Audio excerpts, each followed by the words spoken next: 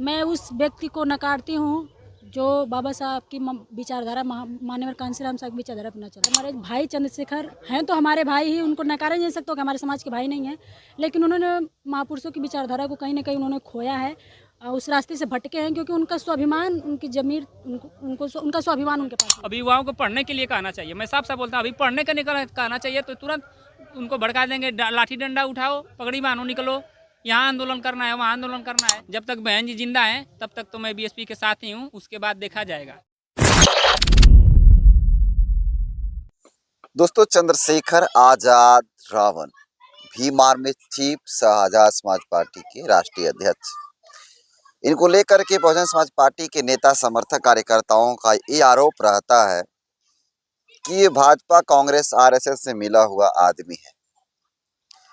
आज की इस वीडियो में हम जानेंगे कि बहुजन समाज पार्टी के जो नेशनल लेवल पे जो स्टार प्रचारक हैं, जिन्हें आप सब जानते हैं, जिनका नाम रविराज बौद्ध और प्रीति बौद्ध है, ये दोनों लोग देश के विभिन्न कोनों में जा करके बहुजन समाज पार्टी के लिए गीतों के माध्यम से लोगों को जगाने का काम करते हैं।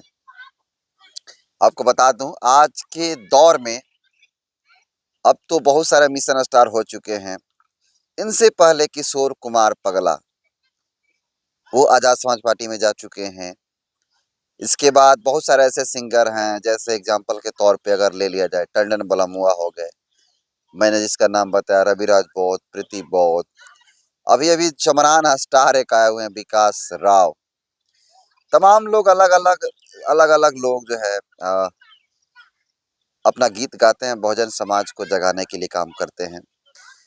लेकिन बहुजन समाज पार्टी को आगे बढ़ाने की अगर बात किया जाए तो एक या दो ऐसे लोग हैं जो बहुजन समाज पार्टी को, मिशन को, मूवमेंट को आगे बढ़ाने के लिए लगातार प्रयत्नरत रहते हैं।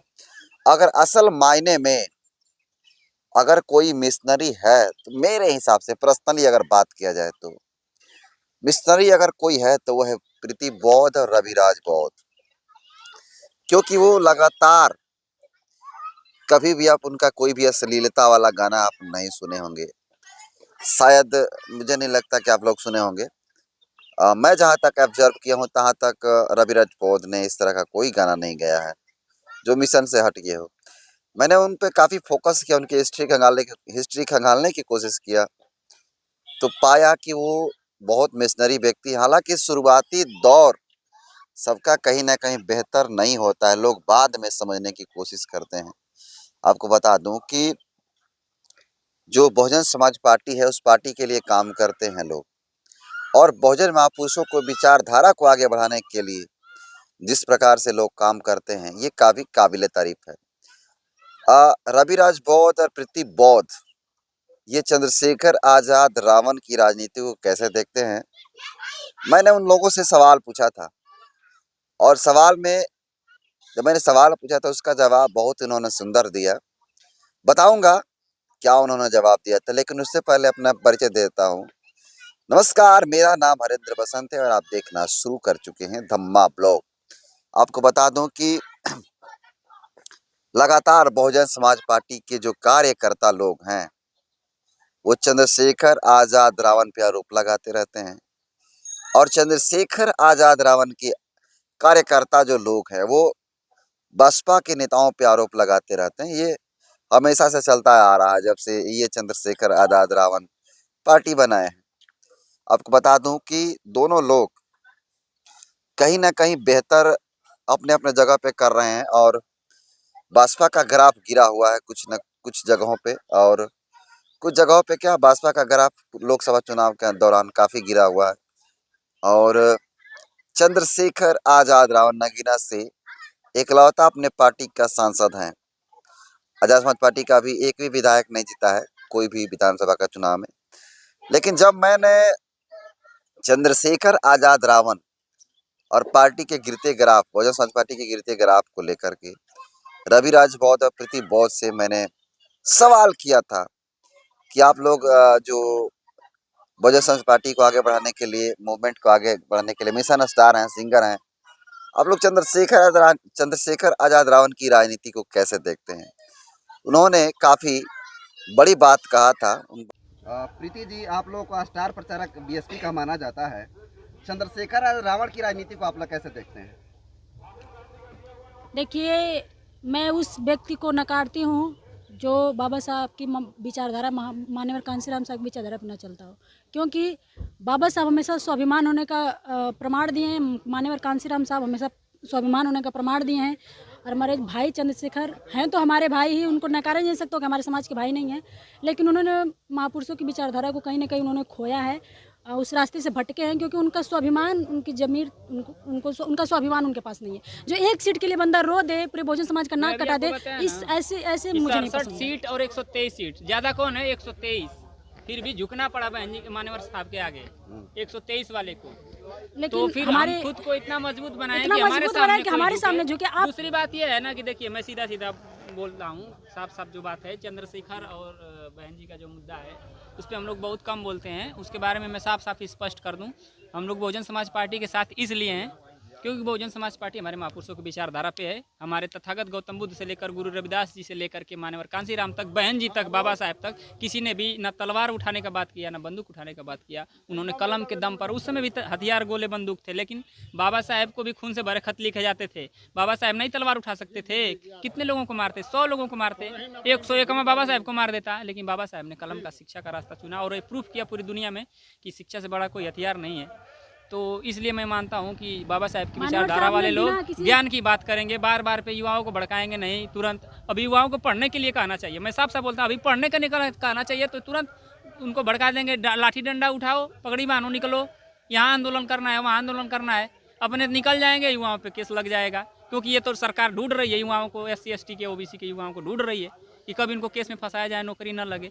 इसलिए मैं मानता हूं कि बाबा साहेब की विचारधारा से उनकी विचारधारा बिल्कुल अलग है। कांशीराम से तो बिल्कुल नहीं मिलती है। कांशीराम साहब 67 होकर के 123 वाले को झुकाए थे, और आप एक सीट के लिए अखिलेश भैया के पास जा रहे हैं। कभी बहन जी के पास मिलने का आप प्रयास किए? झूठा ही कहते हैं कि बहन जी से मिलने का प्रयास किए। लेटर लिखे थे, दिखाओ भाई लेटर, फेसबुक पे डालिए, सोशल मीडिया पे डालिए, लाइव आते रहते हैं हर 2 दिन पे। जाते हो तो आपका सारा प्रमाण दिखता है, आपके कांग्रेस के झंडे के साथ भी आपका प्रमाण दिखता है। आप पहले पुरानी फोटो वायरल होती है, सब कुछ दिखता है, लेकिन अब बहन जी के दरवाजे जाते हैं तो वहां से क्यों लाइव आ जाते हैं कि देखिए मैं गेट पे खड़ा हूं, मुझे मिलने नहीं दिया जा रहा है, तब समाज आपका साथ देगा। BSP के झंडे के साथ मैंने कभी उनका फोटो देखा? हमारा व्यक्तिगत बात की है, मैं शॉर्टकट में कहना चाहता हूँ, जब तक बहन जी जिंदा है तब तक तो मैं BSP के साथ ही हूँ, उसके बाद देखा जाएगा। और मैं ये भी पोस्ट किया था फेसबुक पे, मुझे लगेगा कि नहीं BSP, हाँ, BSP से अच्छा कोई कर रहा है, हमारे महापुरुषों की विचारधारा पे चल रहा है, उस समय अभी देखा जाएगा, सोचा जाएगा। अभी हम BSP के साथ हैं, BSP के साथ रहेंगे। कितनी भी कमजोर हो जाए BSP, हम उसको मजबूत करने का काम करेंगे, लोगों को बताएंगे। क्योंकि अगर BSP पीछे गई है ना, तो इसका कारण ये है कि वो मिशनरी रही है। उन्होंने शिक्षा दिया, स्वास्थ्य दिया, वो भी राशन देती 5 किलो तो शायद नहीं हारती, लेकिन उन्होंने शिक्षा दिया, स्वास्थ्य दिया, रोजगार दिया, जमीन दिया। तो सुना आपने किस प्रकार से रविराज बौद्ध और प्रीति बौद्ध ये कह रहे हैं कि बाबा साहब ने कभी अपने स्वाभिमान की समझौता नहीं किया। मान्यवर कांशीराम साहब ने हमेशा समझौता नहीं किया सिद्धांतों के साथ, लेकिन ये बंदा एक सीट के लिए रोता है और बहुत सारे आरोप लगाते हैं। उस आरोप में रविराज बौद्ध ये कहते हैं कि जब तक बहुजन समाज पार्टी है तब तक तो मैं कार्य करता ही रहूंगा, आगे क्या होगा वो आगे बाद में बात करेंगे। और भाजपा के गिरते ग्राफ पे उन्होंने साफ शब्दों में कहने का काम किया है कि बहुजन समाज पार्टी बहुजन महापुरुषों को, विचारधारा को आगे बढ़ाने के लिए काम करती है, लेकिन वहीं दूसरी पार्टियां प्रलोभन देती है, लुभावने देती है।